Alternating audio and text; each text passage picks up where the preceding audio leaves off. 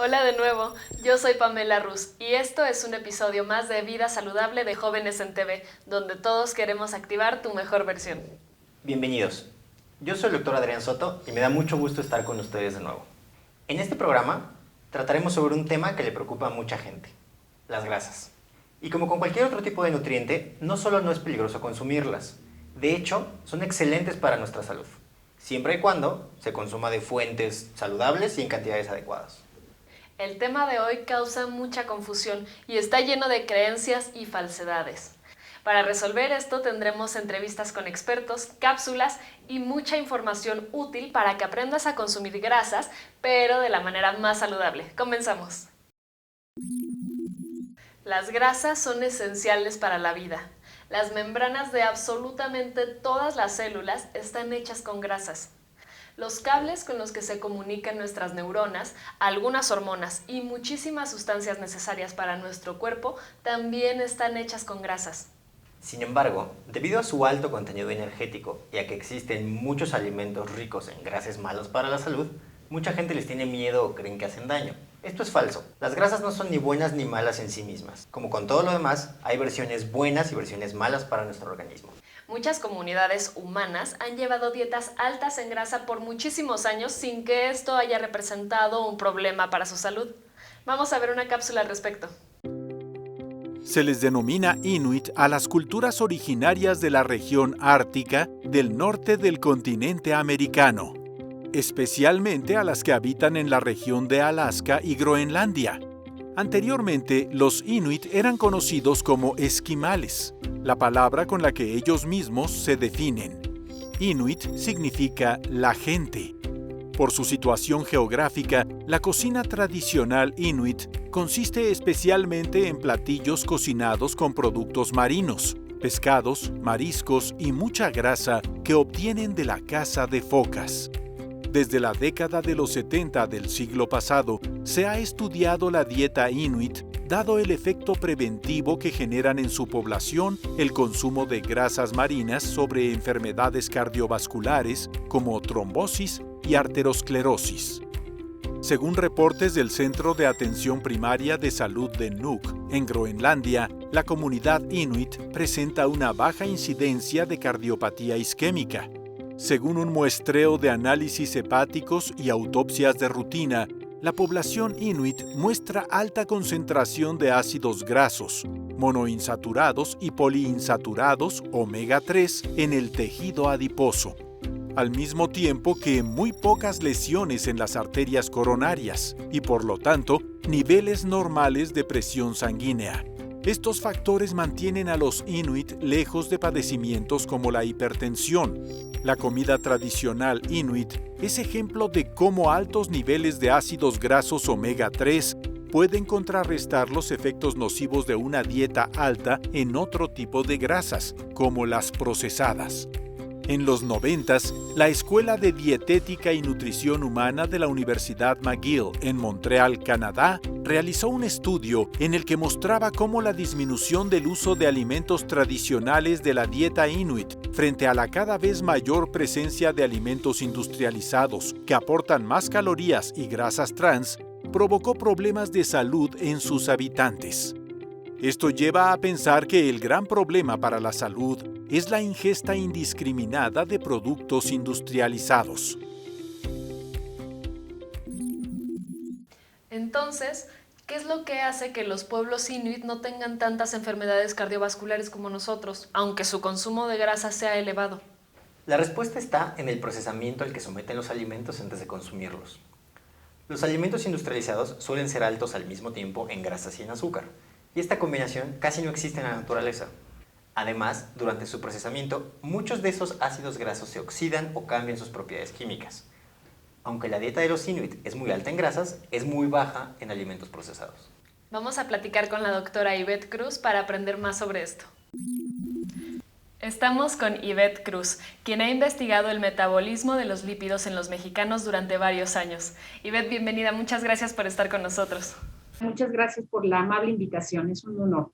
Ivette, ¿cómo podemos saber si tenemos un problema en el metabolismo de las grasas? En realidad, si conoces el nivel de tus grasas en sangre, es relativamente fácil. Conociendo el nivel de tu colesterol bueno, de tu colesterol malo y la concentración de triglicéridos que tienes en sangre, es posible detectar estas alteraciones en el metabolismo de las grasas a las que los médicos les denominamos dislipidemias. Todo adulto de 20 años en adelante debe conocer sus niveles o inclusive antes de los 20 años si sabe que pertenece a una familia con problemas genéticos de las grasas. Ivette, si las grasas no son malas, ¿por qué algunos alimentos altos en grasa son malos para nuestra salud? Aquí yo no hablaría de bueno o malo. En realidad, todos los alimentos y sobre todo las grasas forman parte importante de nuestro organismo, pero el consumo en exceso de algunos alimentos altos en grasa, sobre todo las grasas saturadas, que debemos consumirlas en un porcentaje menor al 7%, o las grasas denominadas trans, que también se deben de consumir en un porcentaje muy, muy bajo, son las que realmente se han asociado a eventos cardiovasculares como infartos cerebrales, infartos en el corazón, y el consumo de grasas de otra índole, como las grasas monoinsaturadas o las grasas poliinsaturadas que encontramos en una gran variedad de alimentos como el aguacate y las semillas, son las que son más recomendables y tienen que estar en una dieta saludable. Aún así, el límite máximo de consumo de estas grasas es menor al 10%. Entonces, depende qué tipo de grasa consumas y la cantidad que consumas, lo que va a determinar tu salud cardiovascular. Ivette, ¿las enfermedades de grasas altas en la sangre se heredan y cómo se puede detectar eso? Como tú mencionas, las enfermedades de grasas altas en la sangre, a lo que nosotros les llamamos dislipidemias, pueden ser generalmente secundarias a una dieta inadecuada, al consumo excesivo de alcohol, a la inactividad física, a algún fármaco o alguna enfermedad tan común como la diabetes o como el hipotiroidismo. Pero otras sí van a tener una causa genética y se pueden heredar. Por nombrar algunas de ellas está la hipercolesterolemia familiar, que es de muy alto riesgo para que te infartes. Está la hipertrigliceridemia familiar, niveles muy altos de triglicéridos, otra grasa distinta a colesterol. Ya estamos hablando de pacientes que tienen triglicéridos arriba de 5,000, cuando lo normal es menos de 150, imagínense.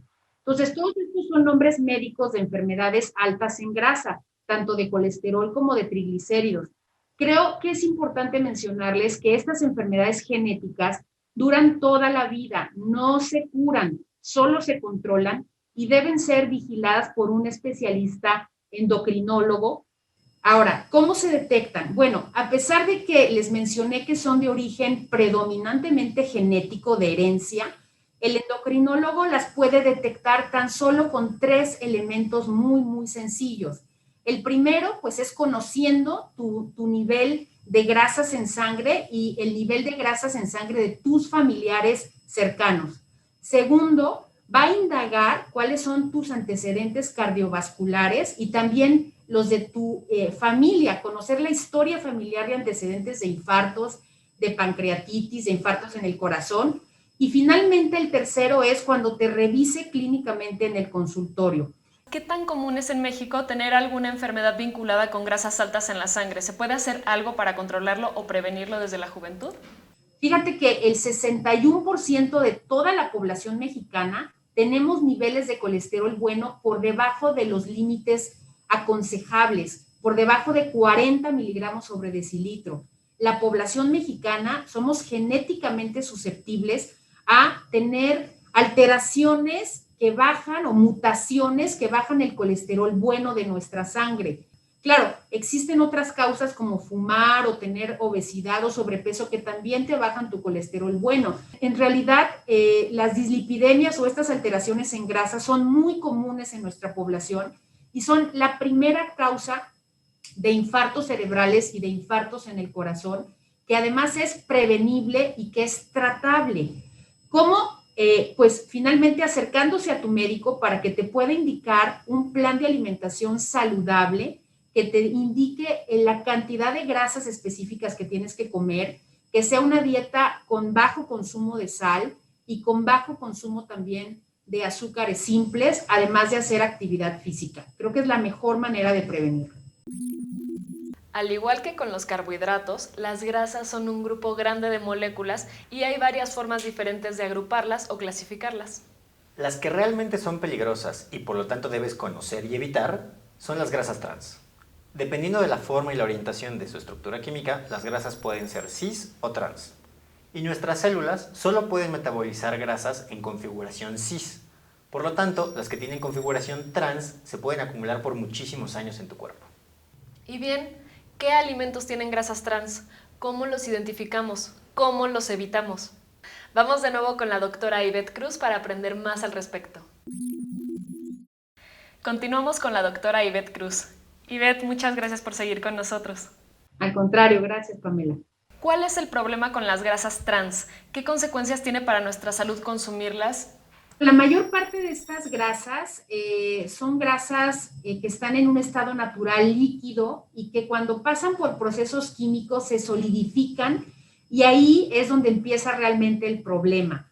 Elevan el colesterol LDL, que es el colesterol malo, digamos, que se deposita en los vasos sanguíneos y los que pueden ocasionar la formación de un coágulo o un trombo y posteriormente un infarto. Y no solamente eso, sino que también contribuyen a disminuir al colesterol protector o colesterol denominado bueno, que es el HDL, que es el que se encarga de transportar todo nuestro exceso de colesterol hacia el hígado y eliminarlo. Fíjate que el consumir 5 gramos de estos ácidos grasos trans prácticamente se asocian a un 30-40% de riesgo de tener un infarto o de tener un infarto en el corazón o un infarto en el cerebro. Ivette, podemos identificar a los alimentos con grasas cuando tienen etiquetas que así lo reportan, pero ¿qué alimentos sin etiqueta tienen grasas trans? El etiquetado fue genial porque ya nos indica el porcentaje máximo de consumo de este tipo de grasas y tendríamos que evitarlos, pero en la calle, cuando tú vas por la calle, que no tienes esa posibilidad de tener la etiqueta, hay alimentos como los helados, como los expendios que venden papas fritas, donas, churros, o sea, todo lo que es frito, el que usa aceite constantemente para freírse por largo tiempo, las palomitas de microondas, todo lo que son pastelerías industriales, bollerías industriales, los productos precocinados que luego nos venden, las empanadas, las pastas, las pizzas, las croquetas, bueno, hasta aperitivos salados y salsas industrializadas van a tener una gran cantidad de grasas trans. En general, todo lo que venden a granel. Eso no significa que no puedas darte algún gusto o tomar algún antojo de vez en cuando. Por eso hablaba del consumo en exceso de estos productos, en donde pueden, si lo haces de manera repetitiva y constante, causarte daño a tu salud cardiovascular. Si lo haces ocasionalmente, y ocasionalmente es una vez al mes, no va a pasar absolutamente nada. Muchas gracias, Ivette. Muchas gracias por tu tiempo. Gracias por la valiosa información que nos compartes. Por nuestra parte es todo. No, muchas gracias. Es un gusto para mí. Y los invito a todos, si no se han checado sus niveles de grasas, que lo hagan. Es muy importante. Otra forma habitual de clasificar a las grasas de acuerdo con sus características químicas es grasas saturadas o grasas insaturadas. De forma general, podemos decir que una grasa es sólida, como la mantequilla, porque tiene grasas saturadas, y si es líquida, como los aceites, tiene grasas insaturadas. Ambos tipos de grasas tienen funciones importantes en el cuerpo, y por mucho tiempo las grasas saturadas se consideraron como malas para la salud. Sin embargo, esto ha ido cambiando en los últimos años, y su influencia en el desarrollo de las enfermedades sigue en estudio. Un estudio realizado en la Universidad de Ohio en el 2019 demostró que tener más grasa saturada en nuestros alimentos no necesariamente se traduce en más grasa saturada en nuestra sangre. Es decir, incluso si fuera cierto que las grasas saturadas aumentan el riesgo de padecer enfermedades cardiovasculares, reducir el consumo de alimentos que son altos en grasas saturadas no necesariamente nos va a ayudar a reducir ese riesgo. Al igual que cuando hablamos de vitaminas o aminoácidos, hay tipos de grasas que son esenciales, es decir, nuestras células las necesitan para algunas de sus tareas, porque nuestro cuerpo no se producen. Por lo tanto, es necesario que los obtengamos en los alimentos. Platicaremos ahora con la maestra Tania Viveros, de la Unidad de Investigación de Enfermedades Metabólicas del Instituto Nacional de Ciencias Médicas y Nutrición Salvador Subirán. Tania, ¿cuál es la diferencia entre omega 3 y omega 6? Tanto el omega 3 como el omega 6 son ácidos grasos poliinsaturados y estos tienen la característica de tener dos dobles enlaces entre sus dos cadenas de carbono, es decir, en su molécula. Y bueno, específicamente los ácidos grasos omega 3 tienen el primer doble enlace en el carbono 3, mientras que los ácidos grasos omega 6 lo tienen en el 6. Y bueno, pues esto resulta en un comportamiento biológico distinto. ¿Y qué funciones tienen en nuestro cuerpo estos omegas? Ambos son potentes mensajeros químicos sumamente importantes en las respuestas inmunitarias y en las respuestas inflamatorias, y también son importantes para la función del sistema nervioso central. Por ejemplo, los ácidos grasos omega 3 disminuyen la concentración de triglicéridos en la sangre de un 20 a un 50%, mientras que los ácidos grasos omega 6 disminuyen la concentración de colesterol en la sangre. Es muy importante el tenerlos ambos en nuestro organismo, en nuestro cuerpo. Tania, ¿qué alimentos son ricos en grasas, en omega 3 y omega 6? Pues estos ácidos grasos son considerados esenciales, ya que no pueden ser sintetizados en el organismo, lo que esto nos obliga a tener que consumirlos en la dieta. Y entre los omega 6, el ácido linoleico, que es el más abundante en la dieta, las principales fuentes son aceites vegetales como de cártamo, girasol, maíz y soya, y sin embargo al exponerlos al calor se modifican en su estructura y se convierten en grasas saturadas. Por ello es importante que su empleo para freír alimentos pues debe ser evitado.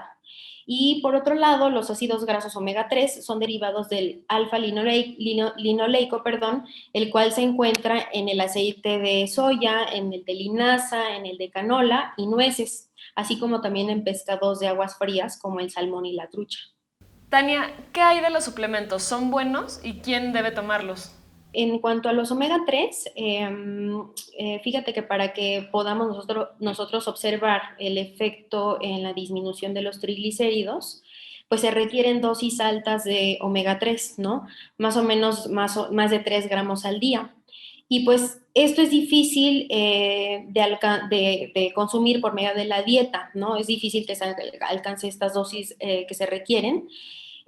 Por eso es que sí es necesario pues utilizar suplementos, ¿no? En general también se recomienda que la población en general consuma pescado por lo menos 2 veces a la semana. Y en cuanto a los omega 6, pues en este momento no hay suficiente información científica para determinar un rango de dosis apropiado para su suplementación. Muchísimas gracias, Tania. Gracias por esta información que nos compartes, que es valiosísima para los jóvenes que nos están viendo. No sé si gustas agregar algún comentario, algún mensaje para los jóvenes. Solo que hay que cuidar mucho pues los alimentos que consumimos a diario. Gracias a ustedes. Como mencionamos antes, el calor y otras formas de procesamiento pueden convertir a un buen tipo de grasas en un mal tipo de grasas, al oxidar sus moléculas o cambiar su estructura química. Muchas veces utilizamos grasas al momento de cocinar otros alimentos, como cuando los freímos, por ejemplo, o los añadimos a salsas y aderezos. Y no todas las fuentes de grasa tienen la misma capacidad de mantener sus propiedades y sus estructuras químicas a temperaturas elevadas. Para comparar la resistencia al calor de las grasas en los alimentos, podemos observar sus puntos de humeo. Entre más alto, mejor. El punto de humeo es la temperatura a la que un aceite comienza a sacar humo.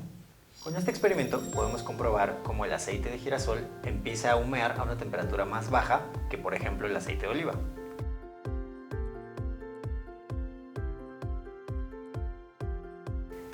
Aquí podemos observar cómo el aceite de canola comienza a humear a una temperatura de 107 grados.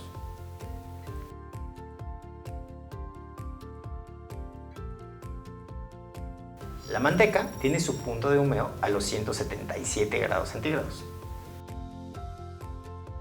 Y el aceite de maíz a los 178 grados centígrados.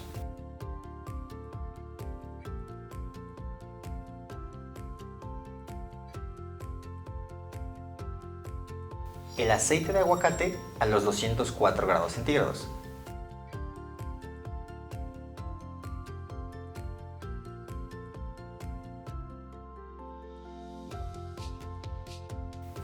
Finalmente, el aceite de coco queda en primer lugar al tener un punto de humeo de 232 grados centígrados.